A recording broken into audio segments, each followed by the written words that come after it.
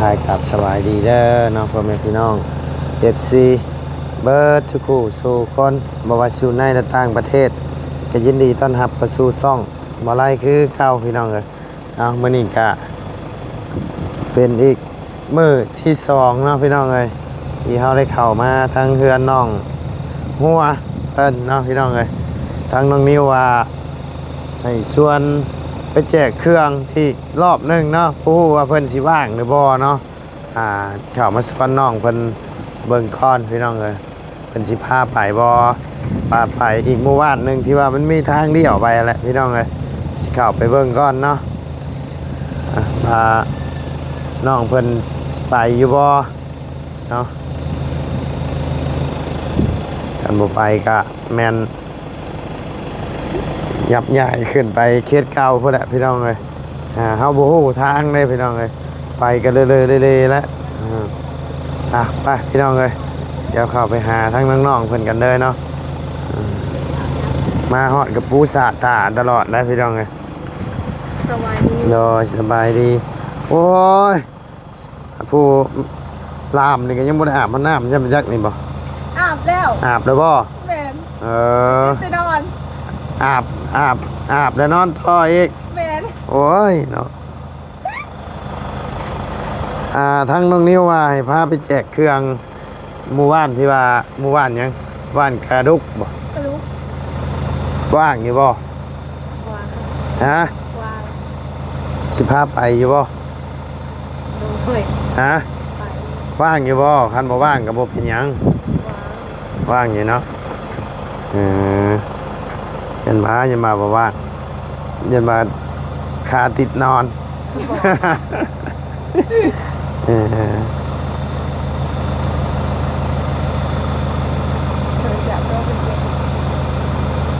แจกเครื่องแจกขนมมาม่านี่นะไปเลาะเบิ่งพี่น้องเลยทั้งน้องเพิ่นฮู้แล้วเฮายังบ่ฮู้ทางไปพี่น้องเลยให้น้องเพิ่นพาไปเนาะทั้งน้องนิวให้น้องหัวแล้วก็น้องมันนี่บงโอ้ยลืมชื่อเลยเด้อพี่น้องเลยน้องมันนี่บงเพิ่นพาไปพี่น้องเลยชื่อยาวโพดจำบ่ได้เปลี่ยนชื่อเด้อชื่อวงบ่ชื่อวงเอากับพ่อมันนี่บงเอาสั้นๆเลยวะมันนี่แล้วบัดนามสกุลได้บ่บงนี่นะนามสกุลได้ฮะไซสวรรค์ไซสวรรค์มณีบงไซสวรรค์นามสกุลโอ้ยเสียงนี่ครับพี่น้องเลยว่าใช่น้องนิ้วพาเข้าไปฉีดยากันเลยมาเลยพี่น้องเลยลืมจับกายมาก่อนกันเลยเว้ยได้ปะทันแรงก่อนพี่น้องเลยฉีดแล้วก็นอนเลยยันฉีดยามมือเว้นเนี่ยยันอยากนอนกินข้าวกินน้ำแล้วบ่กินแล้วยังอะไรยังกินมีบ่มีเบิ่งเสียวอันตั้งคลามให้กินเลย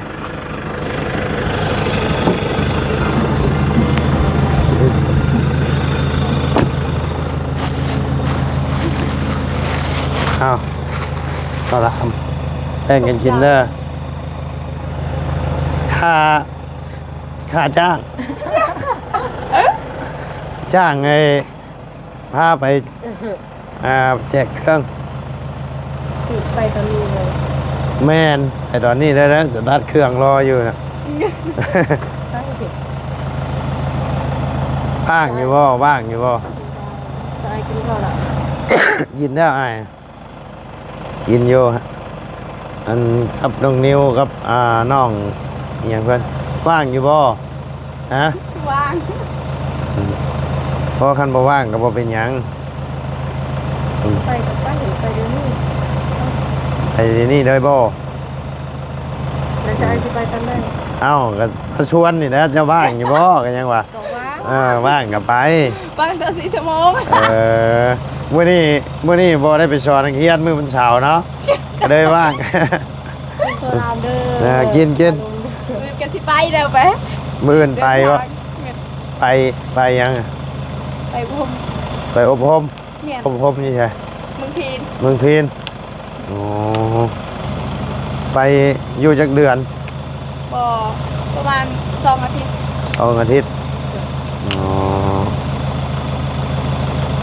ไปอบรมประมาณ2 อาทิตย์ทางเสียงเลยกว่าทางเสียงเลยกว่านี่ เสียงหยัง เสียงแหบข้าวยังไงกินข้าวรามจ้ะเช้าแล้วบ่จ้ะ แบบเมื่อคืนนี้นอนจุดนอนบ่หลับ ไอบ่ไอบ่ ก็จะแม่นน้ำเท้าแหละ อืม เป็น ไอบ่ น้ำลายแล้วก็ อืม จมูกมันยังทันหายใจบ่ออก กี่โมงทัน หา ลาย ง ใจฟื้น เออ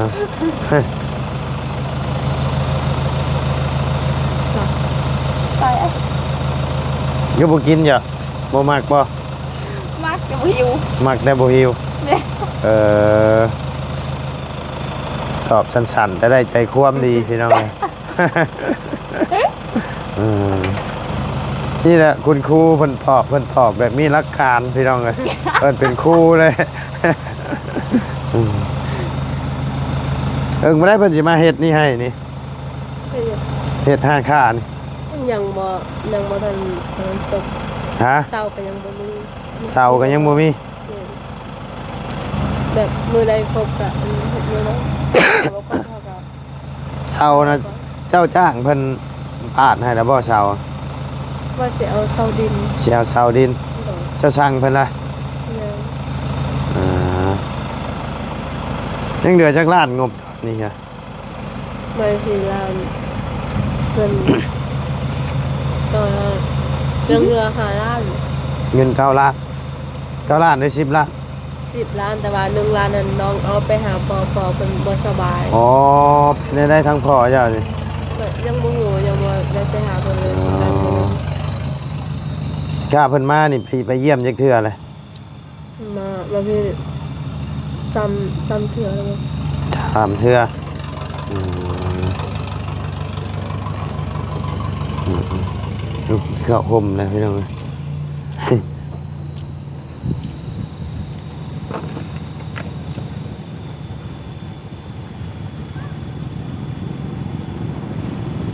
มีใครเข้ามาหาเนาะคือมื้อนี่เนาะเงียบเนาะ โอ้ย อ่าลุงเฮิมบ่ได้เข้ามาบ่ ก็ บ่เข้ามาอ่าเราบ่ได้จ้างไปทำความสะอาดอีกบ่ ยังไม่ได้แวะหาเราอยู่พี่น้องเลยบ่แหละขากลับเมืองบ่แหละอ่าแต่ว่าไปกินต้มไก่อยู่เพื่อนลุงเฮิม ลงเพิ่มต้มไก่บ่ ให้ชื่อไปต้ม ตอนแรก แม่นถ้าช่วงเที่ยงนี่ก็ได้ ออกมาได้แจกเครื่องนี่ก็ไปตลาดเซโปนแล้วก็สิ คือตอนเที่ยง กินตอนเที่ยงอหย่างหัวอหย่างเว้ากินต้มไก่ชื่อก็หัวอืม นั่นสะอายยังบ่ทันได้กินข้าวก่อนต้องไป กินแล้ว กินแล้วก็ไป เมื่อคืนนี้มาหันหน่อยนึงพี่น้องเลย ก็เลยว่าสิซื้อไก่ไปให้ลุงเฮิมต้มเนาะถึกเลขพี่น้องเลย ถึกเลขบ่เลขไก่มันน่ะ แม่นถึกเลขไก่ก็สิซื้อไก่ไปต้ม ถึก ได้เท่าใด ถึก30,000 กีบพี่น้องเลย เดี๋ยวจานนึงเลยจ้าจวย ได้อยู่ จ้าจวยก็มา ได้อยู่ประมาณ2 ล้านนี่แหละประมาณนี้ ก็เลยว่าสิลุงเฮิมมาซื้อไก่มาต้มสุกินเด้อเพิ่นว่าเนาะอ้าวซื้อไก่ไปต้มสู่เพิ่นกินก่อนพี่น้องเอ้ย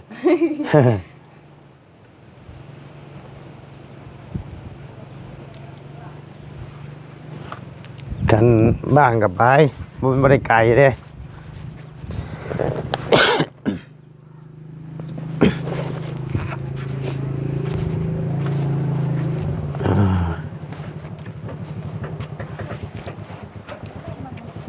แต่บ่ฮู้ว่าสิอยู่คบกันหรือบ่มื้อนี้พี่น้องเพราะว่าทั้งบ่บุญ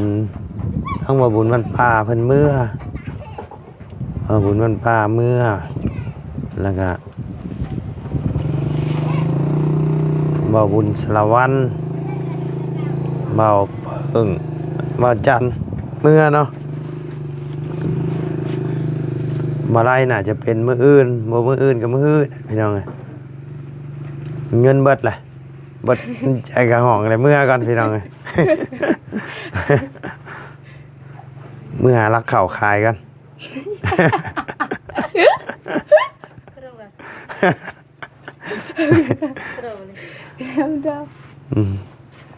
บอกว่ารักเข่าขายชื่อกะจิหัวเนาะอารมณ์ดีเลยเพิ่นนี่ อารมณ์ดีของมือ พาลูกชิดหัวบนมือนะไปชมนี่กันเนาะ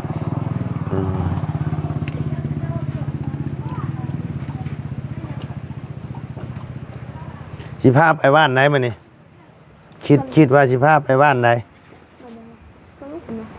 บ้านที่เฮาบ่เข้าไปเมื่อวานนี้ นะคิดว่าบ้านไหนล่ะ กะลูก บ้านกระลุกบ้านกระลุกนี่มันชิ้นใหญ่กว่าบ้านที่เอาเข้าเมื่อวานนี่บอก แม่นกะลูกมันมี2กะลูกจะได้เข้าไปในอีกติดอันผู้หันเฮือนคนสิบ่หลายอันน้อยเดียวแต่ว่ากะลูกแต่นี้หันมันหลาย น้องไปเลาะเบิ่งพี่น้องเข้าไปหันมีสัญญาณอยู่บ่บ้านกระลุกบ่มีบ่ยากตัวนี้แหละพี่น้องมันเข้าไปมันบ่มีสัญญาณเฮ็ดหยังก็ยากมันมีสัญญาณโอเคอยู่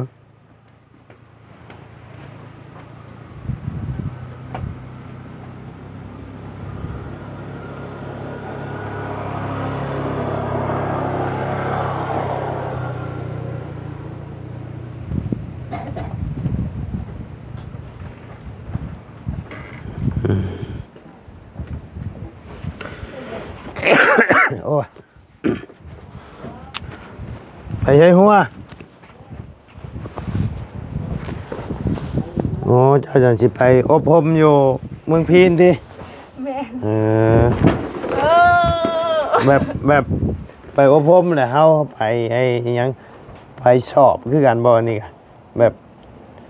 ไปได้เจ้าก็สิได้มาสอนแบบว่าสอนมีเงินเดือนบ่บัดนี้นะคือแนวไหน บ่เข้าไปอะค่ะเข้าไปอีหยัง เขาเอิ้นแนวใดข้อยก็บ่ฮู้คือกันตัวนี้ อันคืออบรมที่แบบว่าแนวใด บ่มีวิธีสอนนั่นแหละ อบรมวิธีสอนสมมุติว่าเพิ่นให้เจ้าไปสอนป .5 หรือมอนี่สอนได้บ่ มอบอก แม่น ก็ให้สอนอยู่สอนอีหยังยังบอกเขาเอิ้นหะ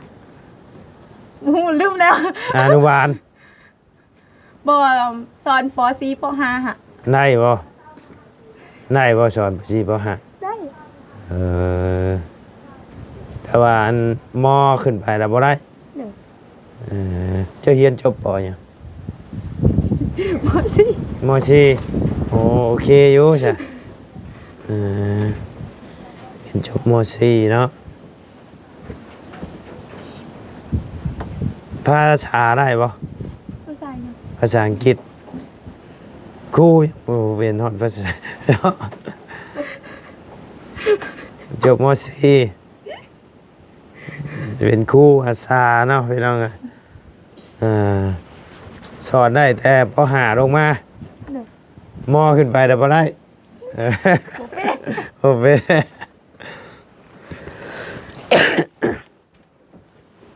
สอนข่อยหน่อยเด้อข่อยพอหาข่อยจบพอหาข่อยนะ เรียนจบแต่พอหากำลังสิขึ้นมอไปบ่ได้อยากลงมากรุงเทพอยากลงไปกรุงเทพก่อนพี่น้องอยู่บ่ได้เห็นโม ตะกี้เห็นหมู่ลงไปกรุงเทพหมู่ขึ้นมาบ่ทั้งขาวทั้งหล่อเว้ย อยากลงไปแล้วทางนี้กับพี่ อยู่บ่ได้แล้วผู้ใดขึ้นมากมีแต่ผู้ล่อๆขาวๆวะเจ้าของลำครือโยพี่น้องเลยโยบ่อยู่แล้ววะเอ้ยห้ามได้ใดก็บ่พังเพิ่นชื่อรถจักรให้ก็ยังบ่อยู่วะความอยากไปสุดท้ายได้แต่ป.5โอ้ป.5ตะกี้ป.5สมัยอ้ายตะกี้ก็ถือว่าอ่านได้เขียนออกอยู่ได้ สมอเจ็ดแล้ว ปและป.5ชั่วโมงนี่นะฮะเจ้าไปถามรถ ก็ตับแล้วตาย อ่า ก็หูอีหยัง เขียนชื่อตัวเองก็ยังบ่อยากเป็น แม่น ป.5ชั่วโมงนี่นะเจะจบป.ยังหัว ภาษา ป.3 ออกภาษา ป.3ก็รุ่นหัวนี่ก็ยังสิได้อีกแต่ว่ารุ่นสมัยนี้นี่โอ้ยถามก็ยังบ่ฮู้หยัง พี่น้องเขาค่ะเรียนมสอง อืม ขนาดสื่อตัวเองก็ยังบ่แตก ห่านแนวนั้นได้แบบว่าเล่นโทรศัพท์หลายเนาะ แม่น เล่นโทรศัพท์หลายแล้วบ่สนใจคันแบบว่าเฮามีเงินแล้วเฮาส่งเขาไปเรียนในเมืองในหยังน่ะโอเคเพราะว่าครูอาจารย์เพิ่นบ่ให้ถือโทรศัพท์ไปเด้อันนั้นน่ะได้เขียนคัดอยู่เนี่ยน่ะอ่านแต่โคกพุ่นละน่ะภาษานี่แต่โคกก่อยเล่า AB ก็ยังบ่จบข่อยบ่ได้เรียนเนาะรุ่นอ้ายเขายังบ่ได้สอนไหนป.5น่ะชั่วมื้อนี้เขาสอนแต่ป.อะไรคือมื้อนี้ภาษาอังกฤษน่ะ ปสาม ป.3เขาก็สอนนะโอ้มีตั้งแต่ป.3เนาะอันนี้ป.5ยังบ่มีได้รุ่นไหนเรียนน่ะขึ้นมามอพี่จังมีมอก็บ่มีเป็นทอดม.2ก็เลยเรียนบ่ถึงยังบ่ถึงภาษาอังกฤษ แต่ว่ารุ่นเจ้านี่มีแต่ปออะไรรุ่นเจ้ามีแต่ป.3บ่ บอลนะ แม่น มีปห้า ป.5อืมโอ้ยรอดอยู่บ่หัวเอ้ย ฮะรอดอยู่บ่บ่ไหวก็บอกเลยเอาไอ้ดีคันบ่ไหวก็บ่ไป เป็นมือใหม่ก็ได้คันบ่ไปก็ โมเพียงไร เหนื่อยใจ เหนื่อยใจ เต็มได้เต็มใจอยู่บ่หรือว่าแบบว่าเกรงใจอยู่อ้ายที่อยู่อ้ายมาส่วนแหละ บอ อ่า เต็มใจ แบบกันเองก็ได้แบบบ่ต้องเกรงใจได้คันบ่ไหวก็คือบ่ไหวได้ เต็มใจ เต็มใจเนาะ ลง ลมซื่อๆลมก็พอละเป็นเจ้าลมข่อยก็อยากลมแล้วข่อยก็หาว่าลมก็ เคยยังดักเลย บ่ไหวคือกันข่อย